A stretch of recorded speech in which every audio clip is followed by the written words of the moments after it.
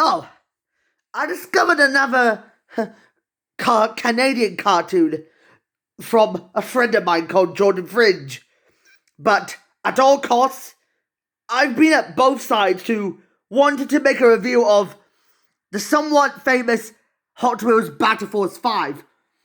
It was based on a very popular toy line of diecast cars from 1968. And I'm guessing that long before we had Spider-Man Into the Spider-Verse, this is what Battle Force 5 came to be. So, I noticed the idea of some team of race car drivers exploring the multiverse with those fused up cars sounds like a fun idea on a piece of paper. But how can we deal with this idea I've been thinking of, wanting to make a review of it?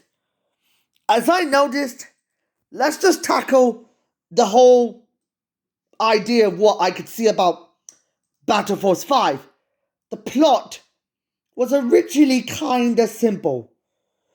From this moment on, one day while driving out to the salt flats, expert driver Vert Wheeler stumbles across a dimension called the Battle Zone, where he meets a life-form sentient named Sage, who isn't confused with the one from Strike Frontiers, as they assemble a racing team of the state with some state-of-the-art weaponized vehicles to compete against not one but two enemies, the Sark and the Vandals.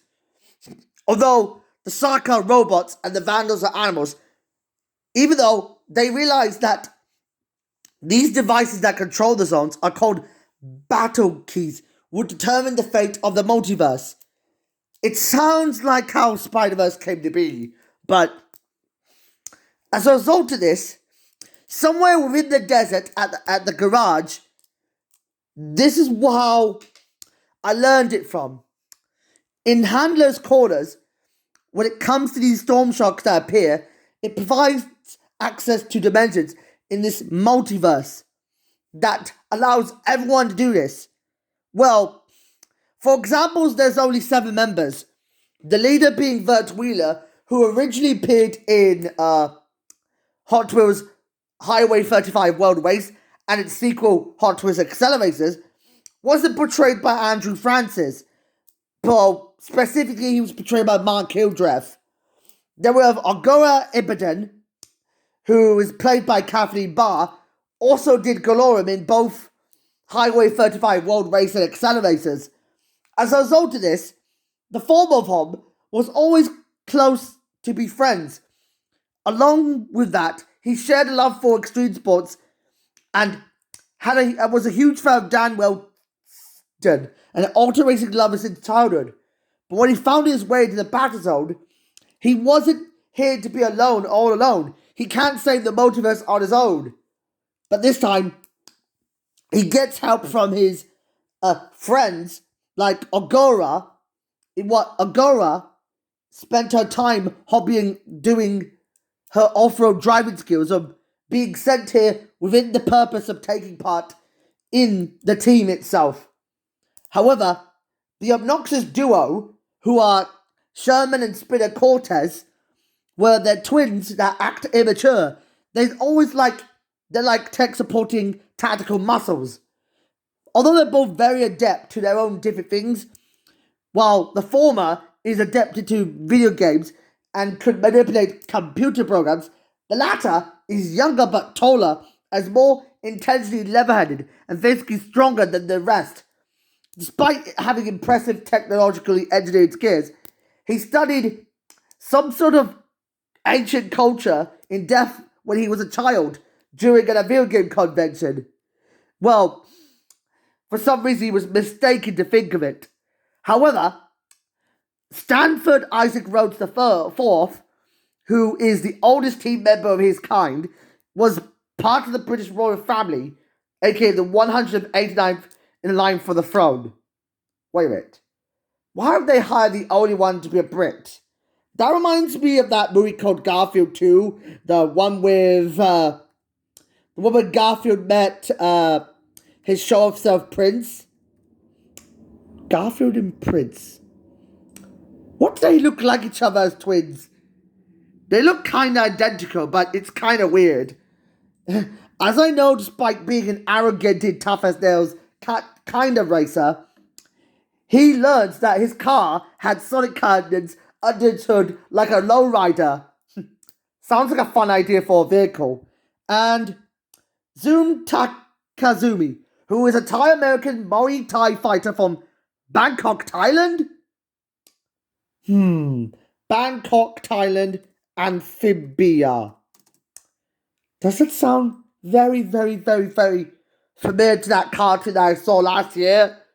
They had another Thai character as well. And let's not forget, last but not least, one of a few characters of mine. Well, every cartoon needs to have secondary members. Well, Sage isn't the only one doing that. We had Russian American Tez Volitov, who joins in the power of resistance, is a European scientist who is a genius at electromagnetics. Although during the experiment, his engine put out was created by a portal that stranded him on a red moon, realizing he was sent here by his new friends. Although he felt slightly less intelligent and reminded me of that character from Stormhawks that I remembered. The one who is that goblin? Kinda interesting. And we had AJ Dalton, who is a Canadian survival and is also a friend of Vert. Since they used to be close friends, they had a love for extreme sports. Specifically, they first met each other because they noticed how they could get very comfortable in different climates. Although Vert is comfortable in both cold and hot climates, AJ isn't interested in hot climates. Specifically, it's like kryptonite, but with weather. Then the villains consisting of the Vandals, which consist of a Liger-like creature named Captain Claus, the Crocomodo, who is basically described to be as some sort of a crocodile. Now, what the heck is Crocomodo? How do I get Crocomodo confused with this character from Donkey Kong Country? Crocomodo King Cruel. They look like the same person from Donkey Kong Country. They look like they're ripped out of each other. How weird. Speaking of Donkey Kong, they had a shark named Server where he was ripped out of Shark Tail and a cockroach. Wait, a cockroach named Hatch? Why did they put a cockroach in it? I don't get it with a cockroach being involved in a Hot Wheels cartoon. That didn't make sense because of Oggy and the cockroaches got there first. I had no idea what I was thinking about Oggy, but I'm not in an Oggy mood right now. Now, we have to focus on those. We had some iguanodonts and Vandal warriors like those felines, crocodiles, sharks, insectoids, and apes. Blah, blah, blah. Boring. We had the Sark, which consists of Zemerek, Zerk, Sark Sentries, Alpha Sark, Alpha Consorax, and Generic Sark. Generic Sark. And we have Krytus's Red Sentinel 5, which were like the typical 5 bad band, like Krytus, Kryton, Kiburi, Cryox, Cryosis.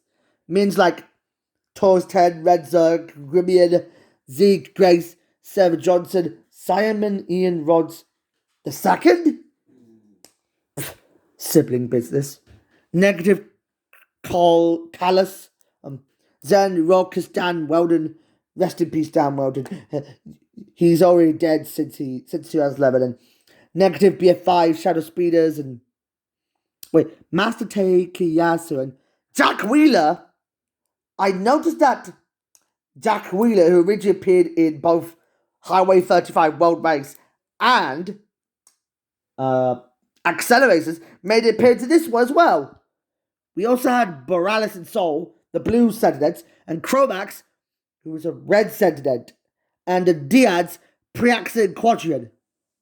Although this show ran for 53 episodes like Danny Found a Man, from August 29, 2009 to July 16, 2011, and it felt like it put the Hot Wheels franchise on thin ice. Notice it ended on some sort of extremely abrupt cliffhanger. I don't get when it was cut short, but that's all I can say about this one.